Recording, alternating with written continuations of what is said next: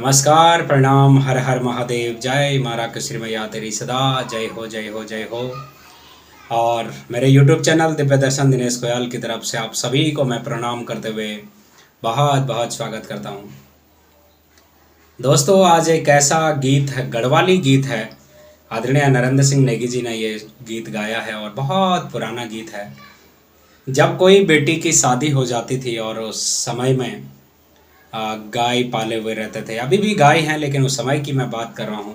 सभी लोगों के तकरीबन गाय पाले रहते थे। घास के लिए बेटियां जाती थी। हम लोगों ने भी घास काटा है और गायों के साथ रहा हूँ। जैसे मैंने पिछले एक दो वीडियो में कहा भी है कि अब वो गाय नहीं रही, अब वो जंगल नहीं रहे, क्योंकि काफ़ी चेंज हो गए हैं। वो जो डाले थे वो डालियाँ जो हैं खूब बड़ी बड़ी हो गई हैं। अब मैं जब भी घर जाता हूँ तो मैं उन्हें ज़रूर याद करता हूँ उन जंगलों की। और ऐसे में एक गीत आदरणीय नरेंद्र सिंह नेगी जी ने गाया है कि जब बेटी की शादी हो जाती है और वो वीरान जगह, अब तो खैर फ़ोन हो गए हैं, वीडियो कॉलिंग हो गया है, और लेकिन उस समय पे कोई फ़ोन नहीं था, कोई चिट्ठी पत्री का ज़माना हुआ करता था।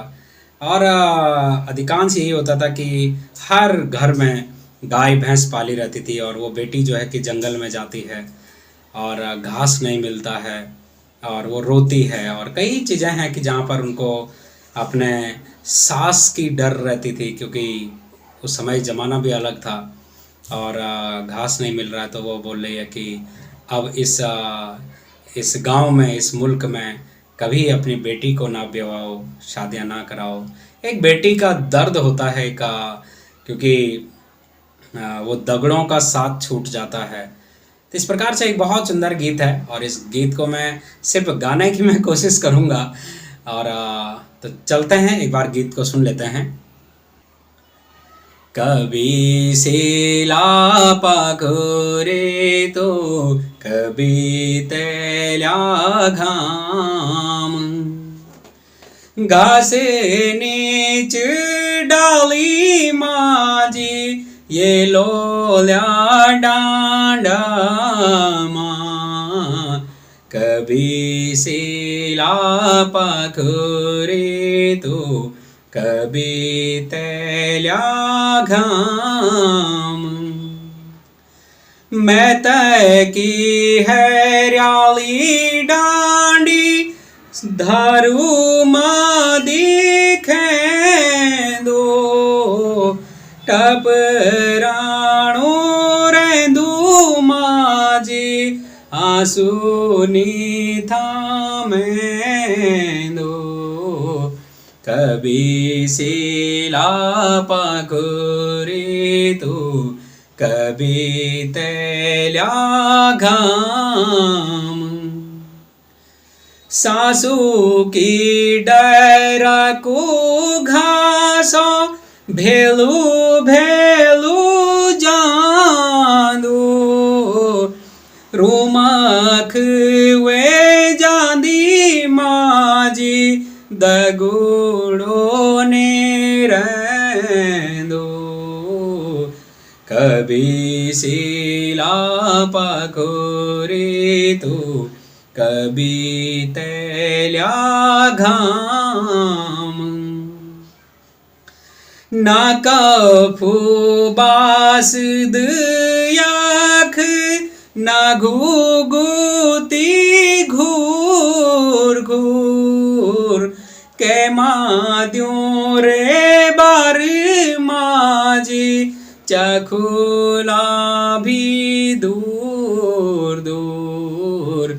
कभी सेला पाखरे तो कभी तेल्या घाम, रूखा डांडा सूखा छोया छेलू नीच पानी, ये लोल्या मुलुक माजी बेटी नी बीवाणी। कभी सीला पाखुरी तू कभी तेल्या गेल्या घाम। तो इतना सुंदर गीत था, बहुत दिनों से मैं सोच रहा था कि इस गीत को लगाऊं मैं, और क्योंकि ये पुरानी चीज़ें हैं और ये हमारे ज़माना के ये गीत हैं। और जब ये गीत को हम भी सुनते थे तो बेटी तो भले नहीं हम, लेकिन जब हम भी घास के लिए जाते थे और घास नहीं मिलता था, कई बार ऐसा होता था कि जब गायों के साथ गए हुए हैं और गाय कभी कभी खो जाती थी, कभी कभी, क्योंकि जैसे भी थे तो सारे गुइर बोलते थे हम, कि सारे गुइर जो हैं कि इकट्ठा रहते थे, और कभी कभी हो जाता था कि गायों को इधर लगाओ और वो चले जाते थे। और कई बार तो ऐसे भी हुए कि साथ में हमको घास भी लेना होता था।